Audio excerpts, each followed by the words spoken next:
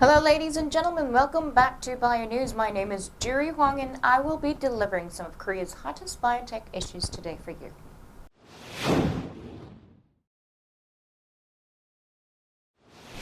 Colon tissue gene said on the 12th that the U.S. FDA has lifted the U.S. clinical hold of Phase 3 of Invosa, a cell gene therapy for osteoarthritis, and has resumed the three-phase test patient administration. The FDA sent an official letter to Colon tissue gene on the April 11th, saying that all clinical retention issues on Invosa have been resolved satisfactorily, and FDA has lifted clinical retention and that Colon tissue gene can conduct clinical trials on Invosa. Colon tissue gene will be able to resume clinical trials in about 11 months after the FDA decided to hold Invosa in May last year. This means that FDA has acknowledged the validity of the clinical trial data submitted by Colon tissue gene. Based on this, it also acknowledged that it is okay to continue clinical three-phase tests, including patient administration, with kidney-derived cells converted into phosphorus-2 fluids. On May 3rd last year, the FDA decided on clinical retention to Invosa's U.S. third clinical trial and demanded that the U.S. submit an analysis of the characteristics of the components of Invosa, how the components changed, and future measures taken.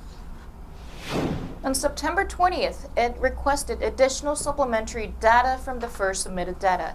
As a result, Colon tissue gene has been in talks with the FDA, submitting experimental data corresponding to the request of the FDA.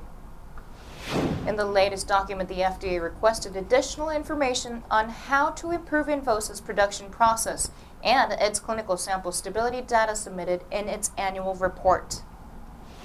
Colon tissue gene will carry out clinical trial patient administration as soon as it completes supplementary procedures such as clinical trial plans and consent documents for clinical trial patients in consultation with the U.S. FDA.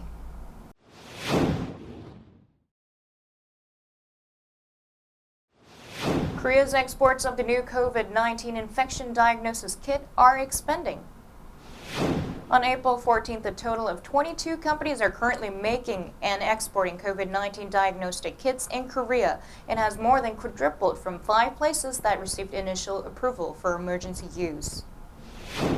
There are 2 main types of diagnostic kits being exported depending on the method of diagnosis. One is RT-PCR, a molecular diagnostic method that refer to genetic analysis, and the other is an antigen antibody diagnostic kit with immunological methods. Currently, the most common used method of exporters of COVID-19 diagnostic kits is molecular diagnostics. 18 companies export the COVID-19 diagnostic kit using this method. 5 companies that received emergency approval from the Ministry of Food and Drug Safety in the early days produced this type of diagnostic kit. In addition, the export front has widened with the addition of anti-atomic antibody diagnostic kit companies, which have recently drawn attention. In fact, the 4 Sugentech, Jinbody, Bodytech, and Humasys export COVID-19 kits of antibody diagnosis methods. According to the Ministry of Foreign Affairs and Trade, the diagnostic kits exported to the world via the South Korean Foreign Ministry and Ministry of Food and Drug Safety totaled 7.7 million times as of April 14th. As many as 750,000 COVID-19 diagnostic kits are exported to the U.S. Federal Emergency Management Agency. An official from the Korea Biotechnology Industry Organization predicted that the export of the diagnostic kit will increase exports of other products.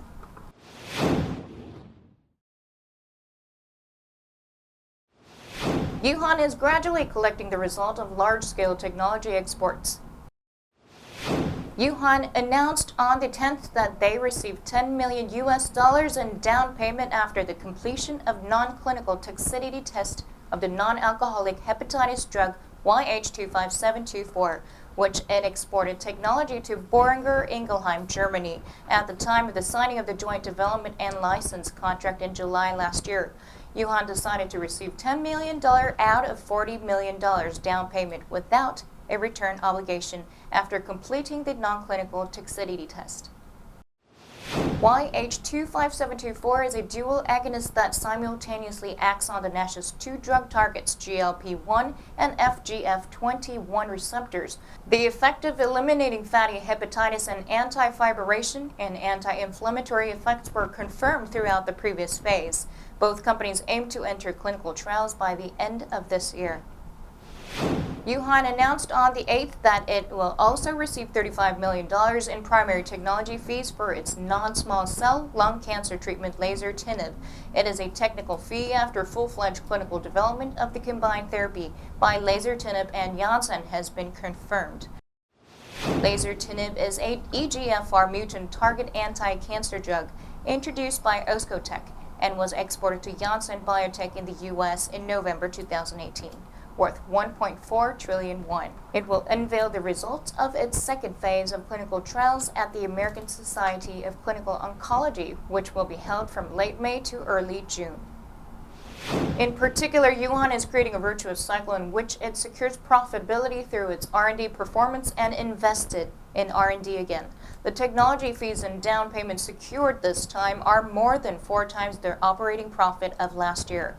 While the new COVID-19 is expected to hurt sales of ETC in large hospitals, profits from the technology exports are expected to be the driving force behind continuous R&D investment. Yuhan, which exceeded 100 billion won in research and development costs for the first time in 2017, has been strengthening its R&D by increasing its investment amount and ratio to sales every year. It plans to pour 200 billion won this year, the largest amount ever, to establish itself as an R&D-focused pharmaceutical company. Well, that's it for today's briefing on Korea's hottest biotech industry. Thank you for tuning in, and we hope to see you on our next episode very soon. Have a great day ahead.